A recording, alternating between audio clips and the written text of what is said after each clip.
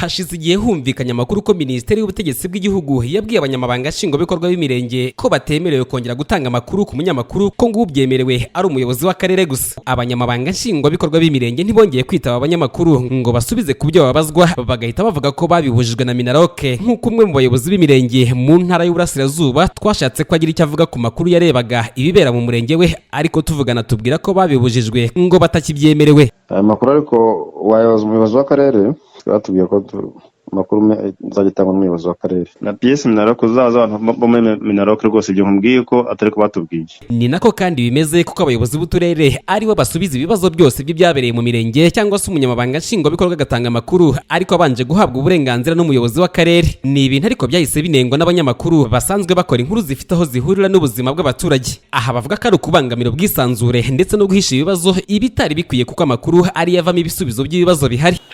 Harimo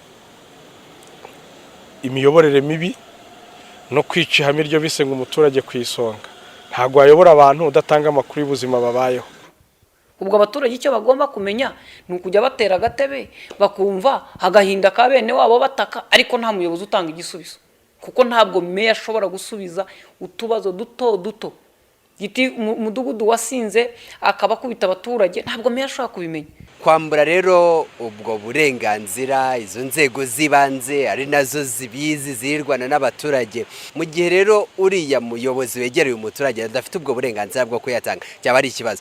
Ubwo Minisitiri w'Ubutegetsi bw'igihugu yitabaga inteko ishinga amategeko imitwe yombi ku gusobanura impamvu hari serivisi zihabwa abaturage ariko batishimiye banenga uburyo bazihabwamo, Depite Frank Habineza yagaragaje iki kibazo cyo kubuza inzego zo hasi gutanga amakuru ko kibangamye ari intangiriro yo kubeshya amakuru ndetse no kubuza abaturage ijambo, kuko hari n'abaturage batanga amakuru maze bamwe mu bayobozi b'inzego z'ibanze ntibabarebe neza, ngo bigatuma kandi n'ibibazo ubuyobozi bwagakwiye kubona ngo bushaka ibisubizo bitagaragazwa, bigasubiza inyuma gahunda ya leta yo gukemura ibibazo abaturage bafite. Tumaze igihe tubona amakuru cyangwa se kompensi zigaragaza yuko mwebwe Minisiteri y'Ubutegetsi bw'igihugu mubuza abayobozi b'inzego z'ibanze gutanga amakuru ku bibazo by'abaturage, ndetse abayobozi bakabuza n'abaturage gutanga ayo makuru mu banyamakuru.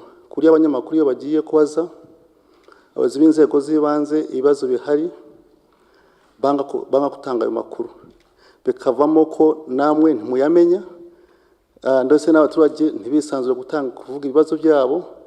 Iyo abaturage babivuze usanga umuyobozi w'urwego rw'ibanze ari Gitifu w'akagari cyangwa nde wundi amugendaho amubwira ko cyo bavuganye n'itangazamakuru, ugasanga bibaye ikibazo, umuturage agatinya, ndetse n'undi wabyumvise ko kanaka yavuganye na radio runaka cyangwa se n'umunyamakuru runaka, nawe akavuga ati nta gisinzongera kuvuga n'itangazamakuru.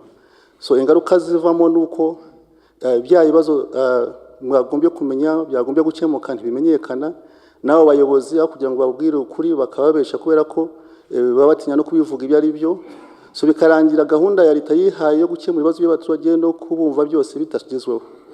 Nagira ngo mudusobanurire ko ayo makuru tumaze iminsi twakira ava mu banyamakuru cyane yuko ari mwebwe mwabaye ikibazo. Gusa ariko Minisitiri w'Ubutegetsi bw'igihugu yahise abyamaganira kure avuga ko nawe ngo yabyumvise ariko ntabyo yavuze. Minisitiri Musabyimana Jean Claude asubiza iki kibazo yavuze ko nta hantu na hamwe yigeze ahurira n'ibi byavuzwe, ndetse ko naho byavugiwe atari ahari ibyo yise nk'amatiku ngo adakwiye gukomeza kubazwa. Ntabwo ari byo numva n'igihe byavuga kuri radio, ndumva hari umwanzuro wafashwe ko ibintu bimeze nk'amatiku batazongera kubimbaza.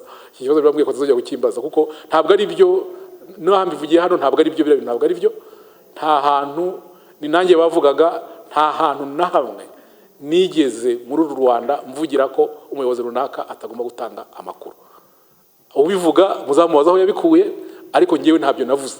N'ahantu byavugiwe ntabwo nari mpari, nabyumvise nanjye kuri social media nk'abandi bose.